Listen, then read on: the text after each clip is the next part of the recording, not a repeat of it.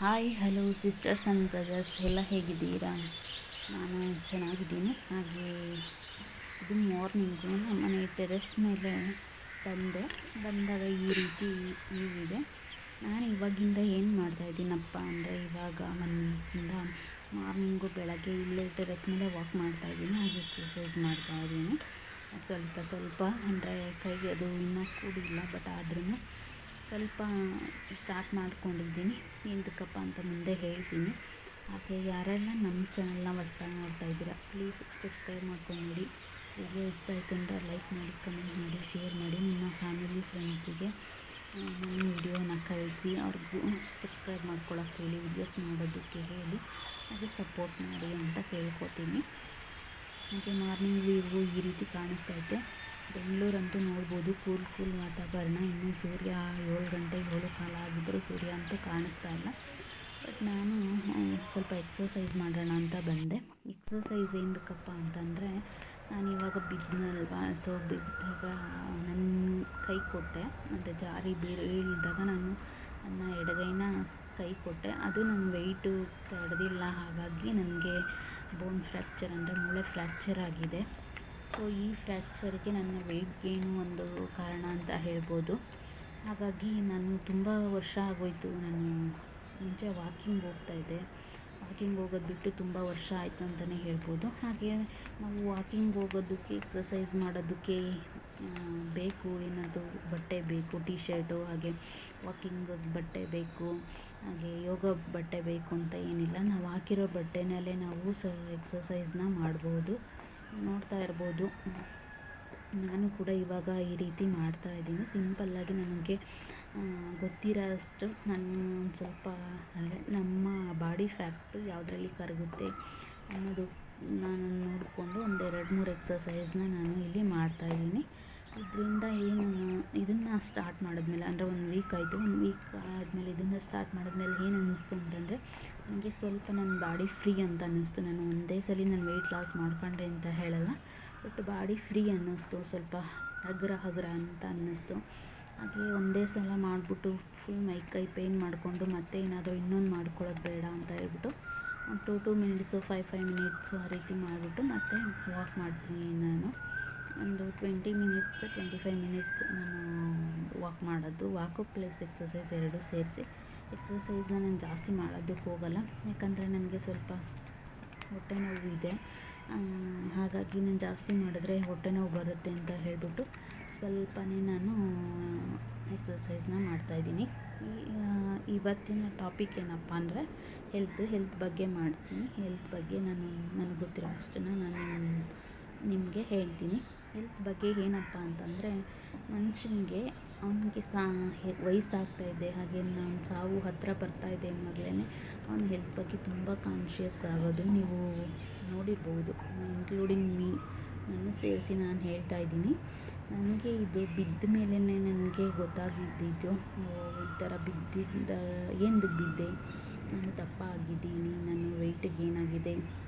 ಹಾಗೆ ಈ ಥರ ನಾನು ಏನಾದರೂ ಮತ್ತೆ ಪ್ರಾಬ್ಲಮ್ ಮಾಡಿಕೊಂಡ್ರೆ ಮತ್ತೆ ನನಗೆ ಲೈಫಲ್ಲಿ ಮುಂದೆ ತುಂಬ ಕಷ್ಟ ಆಗಿಬಿಡುತ್ತೆ. ಇವಾಗ ನಮ್ಮದು ಚಿಕ್ಕ ಮೂಳೆ ಅಲ್ಲ, ಎಳೆ ಮೂಳೆ ಅಲ್ಲ, ಅದು ಕೂಡ್ಕೊಳ್ಳೋದಕ್ಕೆ ನಮಗೂ 30 ವರ್ಷ ಏಜ್ ಆಗಿದೆ. ಸೊ ಹಾಗಾಗಿ ಮುಂದೆ ಅದು ಮೂಳೆ ಕೂಡ್ಕೊಳ್ಳೋದು ಕಷ್ಟ ಆಗುತ್ತೆ, ನಾವು ವರ್ಕ್ ಮಾಡೋದಕ್ಕೆ ಕಷ್ಟ ಆಗುತ್ತೆ.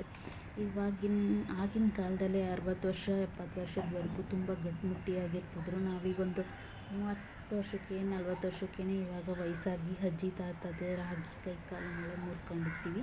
ಅಂದರೆ ನಾವು ಸ್ಟ್ರಾಂಗ್ ಇಲ್ಲ, ಅಂದರೆ ಆ ಥರ ಕೆಲಸಗಳನ್ನ ಮಾಡ್ತಾಯಿಲ್ಲ. ಮನೇಲಿ ಇಷ್ಟು ಅಡುಗೆ ಕೆಲಸ, ಮನೆ ಪಾತ್ರೆ ತೊಳೆಯೋದು ಅವೆಲ್ಲ ಈಗ ಮುಂಚೆ ಥರ ನಿಂತ್ಕೊಂಡು ಬಗ್ಕೊಂಡು ಕುತ್ಕೊಂಡು ಏನು ಮಾಡಲ್ಲ, ಎಲ್ಲ ನಿಂತ್ಕೊಂಡು ಮಾಡಿಬಿಟ್ಟು ಕೆಲ್ಸಕ್ಕೆ ಹೋಗ್ತೀವಿ, ಮತ್ತು ಅಲ್ಲೂ ಕುಂತೇ ಇರ್ತೀವಿ, ಮತ್ತು ಮನೆಗೆ ಬರ್ತೀವಿ ಫ್ರೀಯಾಗಿ. ಸೊ ಹಾಗಾಗಿ ನಾವು ಏನು ಹೆವಿ ಕೈ ನೋವು ಮಾಡಿಕೊಂಡು ಅಂತ ಬಗ್ಗೆ ಎದ್ದು ಮಾಡೋ ಅಂಥದ್ದು ಹಳ್ಳಿ ಕಡೆ ಮಾಡ್ತೀವಿ, ಏನು ಕೆಲಸ ಮಾಡೋದು. ಹಾಗಾಗಿ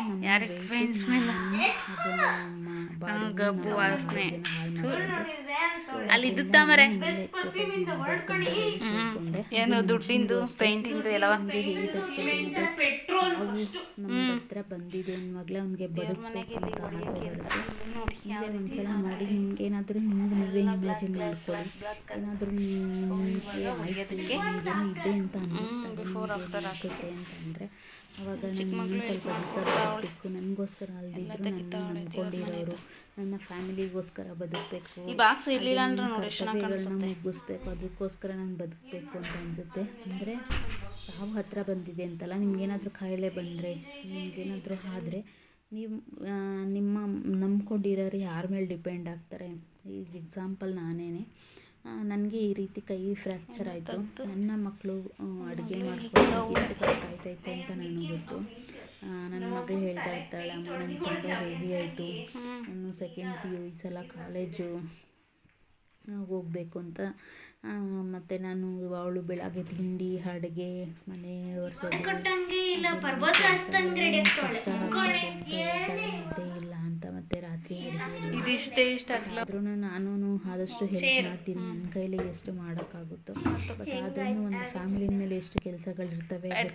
ಸೊ ಹಾಗಾಗಿ ಅವಳಿಗೂ ಇದೇ ಥರ ಪ್ರಾಬ್ಲಮ್ ಆಗ್ತೈತೆ. ನಾನು ಏನು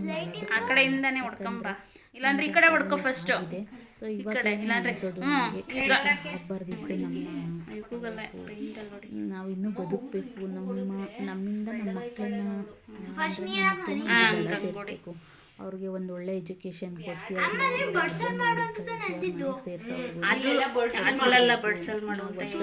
ಚೆನ್ನಾಗಿರಬೇಕು, ನಮ್ಗೆ ಆರೋಗ್ಯ ಇರಬೇಕು. ಇದಿಷ್ಟೇ ನಾವು ಕೇಳ್ಕೊಳ್ಳೋದು. ಎಲ್ಲರಿಗೂ ಅಷ್ಟೇ ಒಂದು ಹಂತಕ್ಕೆ ಬಂದು ಒಂದು ಏನಾರು ಪ್ರಾಬ್ಲಮ್ ಆಯ್ತೈತೆ ಅನ್ನುವಾಗಲೇ ಆ ದೇವ್ರ ಹತ್ರ ಬೇಡ್ಕೊಳ್ಳೋದು. ಸೊ ನಾನು ಕೂಡ ಬತ್ತಿ ಜೋರ ಮಾಡಿ ಬತ್ತಿ ಸುಟ್ಟೋಗೋ ಥರ ಆಗಿ ಅದು ಹಾಗೆ ನಮ್ಮ ದೇವ್ರ ಮನೆ, ಇದು ದೇವ್ರ ಮನೆ ಅನ್ಕುತ್ತೆ. ಪೇಂಟ್ ಮಾಡುವಾಗ ಯಾವಾಗಲೂ ಅನ್ಕುತ್ತೆ ವರ್ಷಗಳನ್ನ ಬತ್ತಿ ಜೋರು ಮಾಡ್ಬಿಡೋರು ನಮ್ಮ ಹಸ್ಬೆಂಡ್ ದೀಪ ಹಚ್ಚುವಾಗ ಅಮ್ಮನ ತಲೆ ಕೊಡಿ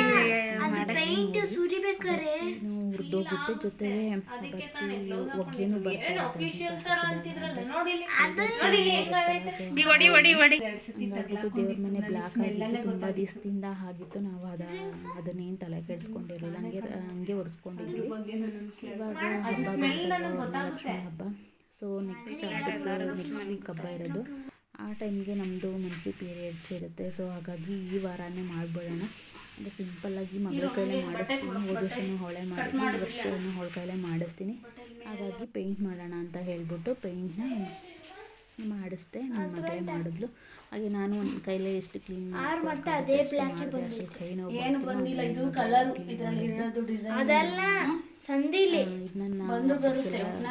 ಕ್ಲೀನ್ ಮಾಡಿಲ್ಲ. ದೇವ್ರ ಮನೆಗಂತೂ ಎಷ್ಟು ಪೇಂಟ್ ಮಾಡಿಬಿಟ್ಟು ಎಲ್ಲ ಒರೆಸಿ ಸಿಂಪಲ್ಲಾಗಿ ಹಾಗೆ ಕಳ್ಸೋಕ್ಕೇನೆ ಕಾಯಿ ಮತ್ತು ಬ್ಲೌಸ್ ಪೀಸ್ ಮಾಡೋಣ ಅಂತ ಹೇಳ್ಬಿಟ್ಟು ಅಂದ್ಕೊಂಡಿದ್ದೀನಿ. ಸಿಂಪಲ್ಲಾಗಿ ಅತ್ತಾಗಿ ಮಾಡಿ ಮುಗಿಸೋಣ ಅಂತ. ಯಾಕಂದರೆ ಹೋದ ವರ್ಷ ನಾನು ಅಮ್ಮ ಮನೆಗೆ ಹೋಗಿದ್ದಾಗ ಅವಳೇ ಮಾಡಿದ್ಲು. ಈ ವರ್ಷವೂ ಅವಳ ಕೈಲೇ ಮಾಡಿಸ್ಬೇಕು. ಯಾಕಂದರೆ ನನ್ನ ಕೈದಾಗಿರೋದ್ರಿಂದ ಮಕ್ಕಳು ಕಷ್ಟಪಟ್ಟು ಮಾಡೋದಕ್ಕೆ ಅಮ್ಮ ಪ್ರತಿಫಲ ಕೊಡ್ತಾಳೆ, ಅಮ್ಮನ ಅನುಗ್ರಹ ಆಗುತ್ತೆ ಅಂತ ತುಂಬ ನಂಬಿಕೆ ಇಟ್ಟಿದ್ದೀನಿ. ಅದನ್ನು ಹೆಂಗೆ ಹಾಕಕ್ಕಾಯ್ತದೆ ಲೈಟು? ಹಾಗೆ ಪೇಂಟ್ ಮಾಡಿ ಎಲ್ಲ ಒರೆಸಿದ್ಮೇಲೆ ದೇವ್ರ ಮನೆ ಈ ರೀತಿ ಕ್ಲೀನಾಗಿದೆ. ಎಲ್ಲ ನೀಟಾಗಿ ಕ್ಲೀನ್ ಮಾಡಿದ್ದೀವಿ. ಇದಾಗಿತ್ತು ಇವತ್ತಿನ ವ್ಲಾಗು. ಈ ವಿಡಿಯೋಯಿಂದ ನಿಮಗೇನಾದರೂ ಸ್ವಲ್ಪನಾದರೂ ಮೋಟಿವೇಶನ್ ಸಿಕ್ಕಿದ್ರೆ, ಈ ವಿಡಿಯೋಯಿಂದ ಆದರೂ ನಿಮಗೆ ಎಂಟರ್ಟೈನ್ಮೆಂಟ್ ಆದರೆ ಪ್ಲೀಸ್ ಸಬ್ಸ್ಕ್ರೈಬ್ ಮಾಡ್ಕೊಂಡು ನೋಡಿ. Thank you for watching.